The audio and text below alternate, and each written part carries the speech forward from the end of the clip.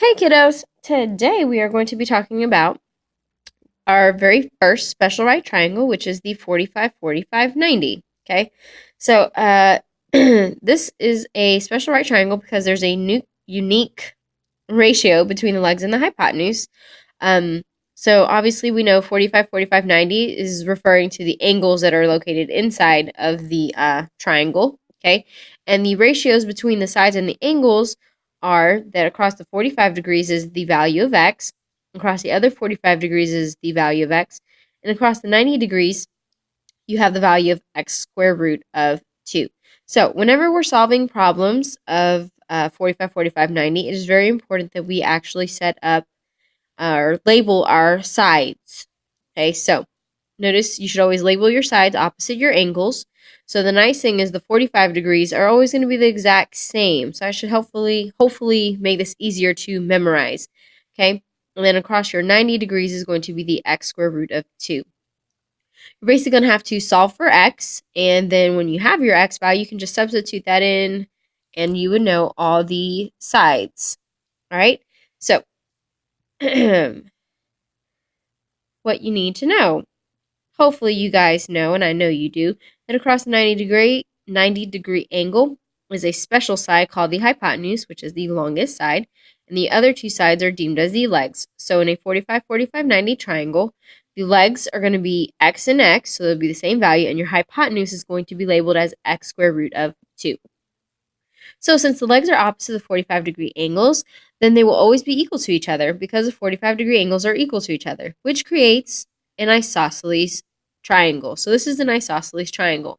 The hypotenuse will always be the longest side because it's across the largest angle on the right triangles. So let's look at an example. So first example, if we're given a length of a leg, find the missing sides.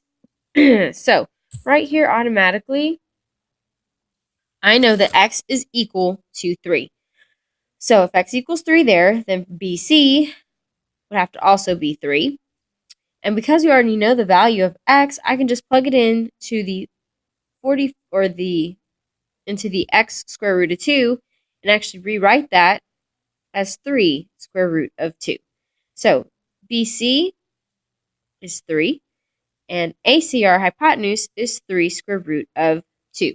Now, because we're going to have radicals in our answers, we always want to make sure our radicals are simplified to the lowest possible term, which square root of 2, yes, is the lowest it can go.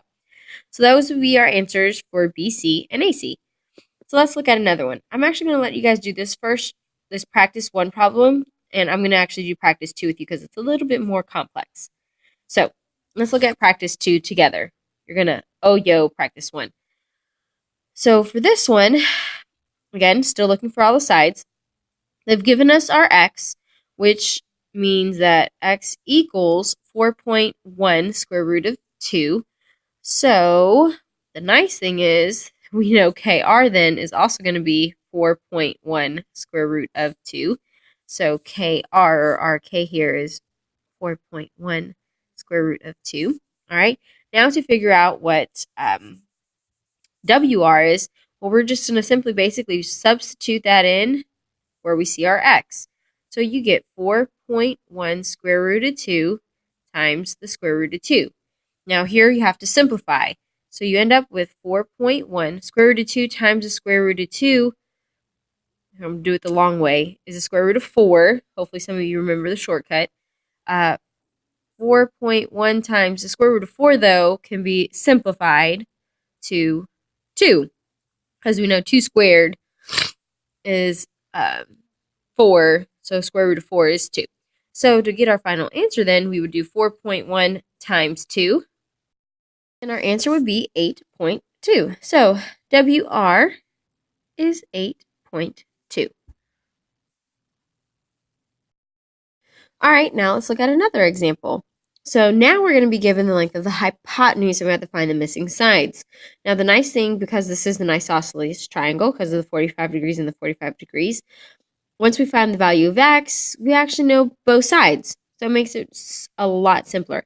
Now notice here when I rewrote and labeled my sides, RS is x, ST is x, and when I rewrote that RT is x square root of 2, I went ahead and put equal sign in front of it here because I just want to make sure that I'm understanding that 10 is equal to x square root of 2. I need that because that equation is basically what I have to do to solve the mystery of what is x. So, first thing I have to do is I'm going to divide both sides by the square root of 2. Now we remember that you cannot have a radical in the denominator of a fraction. So then I'm going to move on to this next step, which is multiply the numerator and the denominator by that very same square root of 2. So when I multiply across, we get 10 square root of 2 over, remember your shortcut, square root of 2 times square root of 2. Yes, it's square root of 4, but the same thing as saying just 2. So here now we look to see if we can reduce. 10 divided by 2 does reduce, and we end up with 5 square roots of 2. So we just discovered what x is, which means that our s is 5 square roots of 2, and st is 5 square roots of 2. So both of these answers are 5 square root of 2. All right, now for the practice part, I'm going to do number 4. You guys practice number 3 on your own.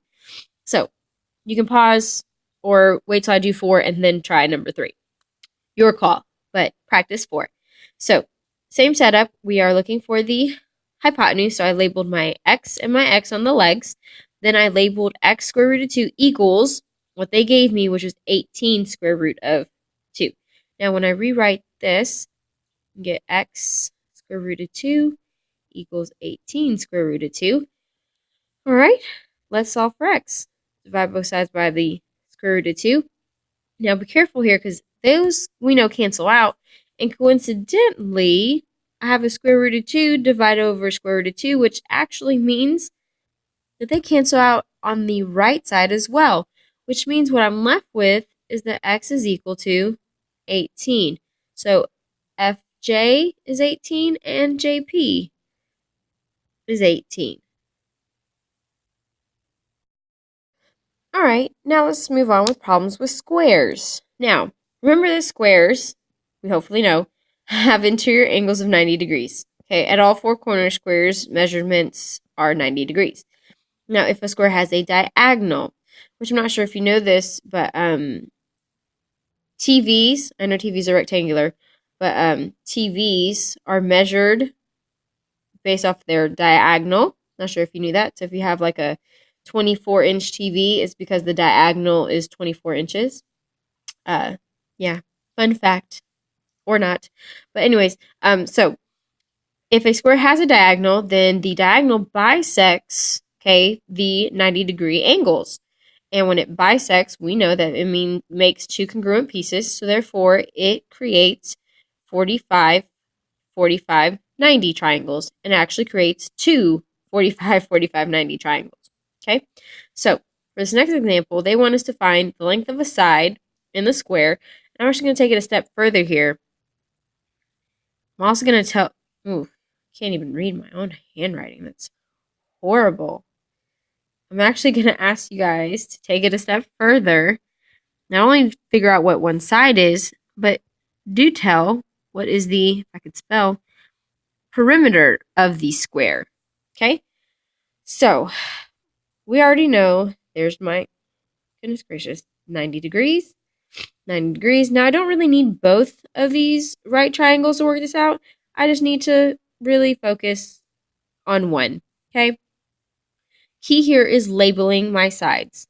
That is my x, because I know that's where my 45 degrees is. Okay?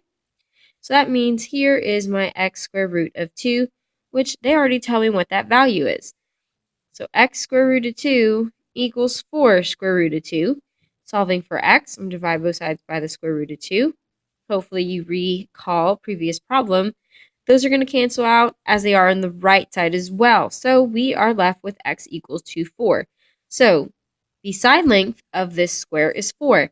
But if I continue on to the perimeter, we hopefully know that that means a square. All sides are the same. So if this is 4, that's 4. This is 4. This is also 4. And the perimeter, which means adding up all the sides, you'd get a perimeter of 16. So please be sure to remember that anytime you have a square, so anytime that you're given a word problem and it mentions a square, what you are going to be creating is a 45, 45, 90 triangle. Okay, so squares lead to 45, 45, 90 triangles being created. All right, that's it. Good job. Ciao.